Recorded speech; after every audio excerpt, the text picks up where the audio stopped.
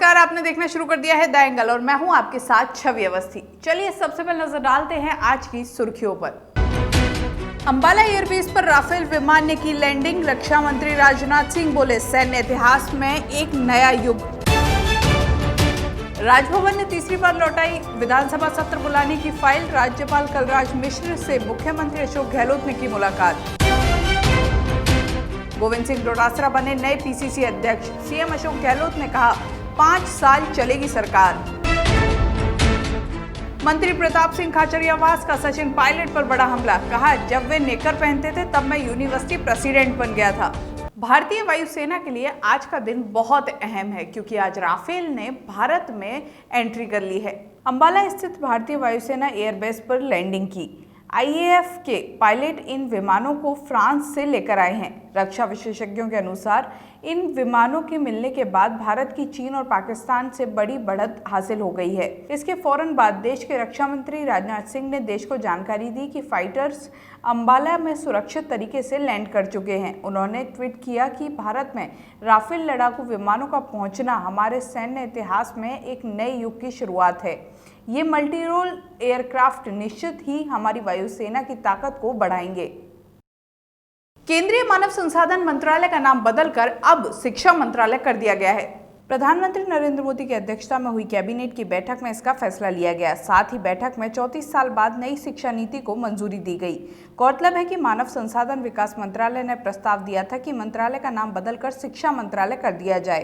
बैठक में कैबिनेट ने इस फैसले पर मंजूरी दे दी। साथ ही नई शिक्षा नीति को भी स्वीकृति दे दी है। इस फैसले के साथ पूरे उच्च शिक्षा क्षेत्र के लिए एक ही नियामक संस्था होगी ताकि अव्यवस्थाओं को समाप्त किया जा सके। एक नई शिक्षा नीति को उसमें मंजूरी दी गई।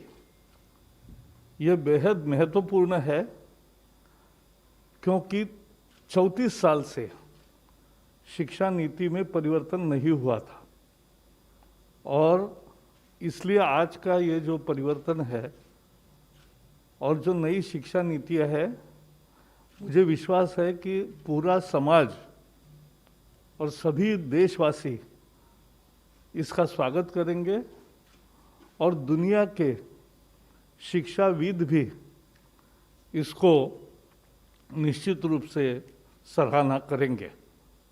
सो फ्रेंड्स, आज today we have Ramesh Pokhriyal ji also, but I'll request first secretary, who will do first, Amit Khare ji, to he is secretary of higher education, so he'll do a presentation because बहुत सारे मुद्दे हैं और बहुत मुद्दों को ढंग से समझने के लिए एक अच्छा प्रेजेंटेशन है, सबको मिलेगा भी और प्रेस रिलीज भी डिटेल्ड है, वो भी मिलेगा।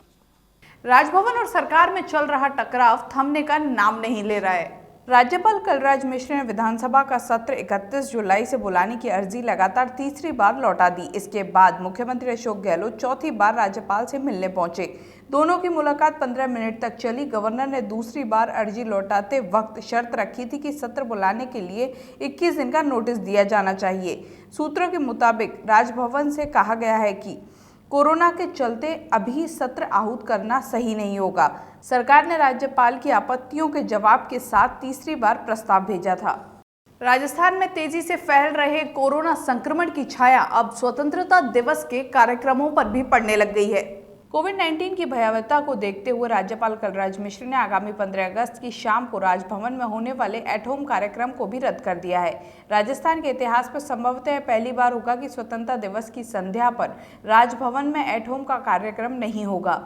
राज्यपाल कलराज मिश्र ने प्रदेश में कोरोना की भयावह स्थिति को देखते हुए गहरी चिंता प्रकट की है। उन्होंने कहा है कि प्रदेश में कोरोना के बढ़ते मामले चिंता का विषय है। इसी के मद्देनजर स्वतंत्रता दिवस पर राजभवन में होने वाले एट होम का कार्यक्रम नहीं होगा। गोविंद सिंह डोटासरा ने कांग्रेस प्रदेश अध्यक्ष का पदभार आज ग्रहण कर लिया। वे प्रदेश कांग्रेस के 29वें अध्यक्ष हैं। सचिन पायलट को पीसीसी चीफ पद से बर्खास्त किए जाने के बाद डोटासरा को राजस्थान कांग्रेस के प्रदेश अध्यक्ष पद की कमान सौंपी थी। पदभार ग्रहण कार्यक्रम में मुख्यमंत्री अशोक गहलोत, संगठन महासचिव केसी वेणुगोपाल, प्रभारी अविनाश पांडे, पार्टी के नेता और जनप्रतिनिधियों की मौजूदगी रही। पीसीसी चीफ के पदभार ग्रहण समारोह में मुख्यमंत्री अशोक गहलोत ने संबोधित करते हुए कहा कि आगे मुकाबला करने का दमखम है। हमारी सरकार पूरे 5 साल मजबूती से चलेगी। एक तरफ जीवन संकट है, लेकिन बीजेपी कोरोना में भी सरकार गिराने में लगी हुई है। बीजेपी हमारी सरकार गिराने की साजिश रच रही है, लेकिन 21 दिन हो या 31, जीत हमारी ही होगी। हमारे नेता प्रतिपक्ष थे, सारी भूमिका अच्छी रूप में की। उन्होंने अपने असेंबली में अमित छाप छोड़ी। हर मुद्दे पर उन्होंने जिस रूप में सरकार को घेरा, अपने तमाम साथियों सहयोग से कार्य के कार्य जो जिम्मेदारी दी गई इनको, चाहे मंत्री पद के रूप में, चाहे विधायक के रूप में, चाहे जिला कांग्रेस अध्यक्ष के रूप में, चाहे टीवी के रूप में, घर को भी नहीं पाए।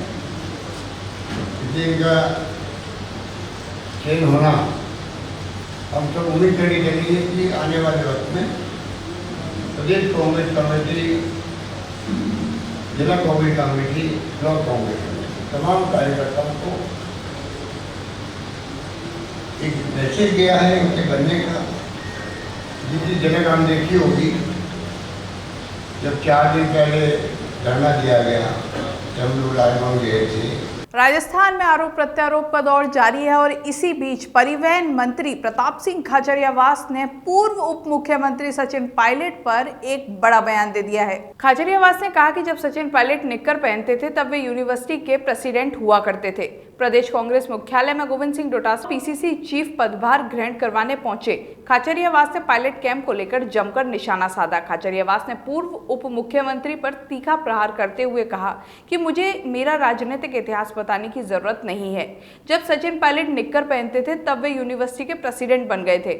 सचिन पायलट को राहुल गांधी और कांग्रेस पार्टी ने इस मुकाम तक पहुंचाया है। ऐसा पहली बार देखने को मिला है जब किसी अध्यक्ष ने खुद की ही पार्टी के साथ धोखा किया हो।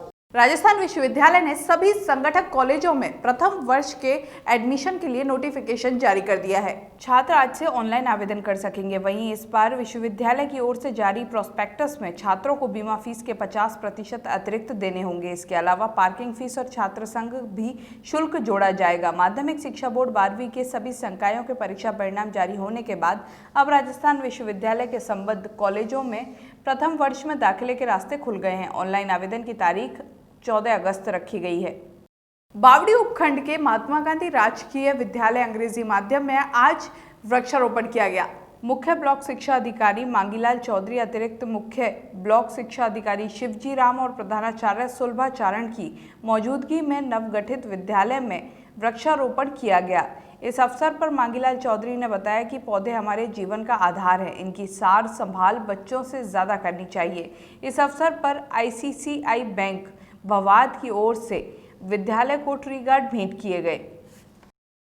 जैसे कि आपको पता है कि 10वीं का जो परिणाम है वो मंगलवार को घोषित कर दिया गया, जिसमें बावड़ी उपखंड के सेवकी कला निवासी ललित सुथार ने टॉप किया है। सरस्वती माध्यमिक विद्यालय के प्राचार्य किशन लाल व्यास ने बताया कि विद्यालय के छात्र ललित सुथार ने बोर्ड परिणाम में 90% अंक हासिल कर गांव, उपखंड और विद्यालय का नाम रोशन किया है।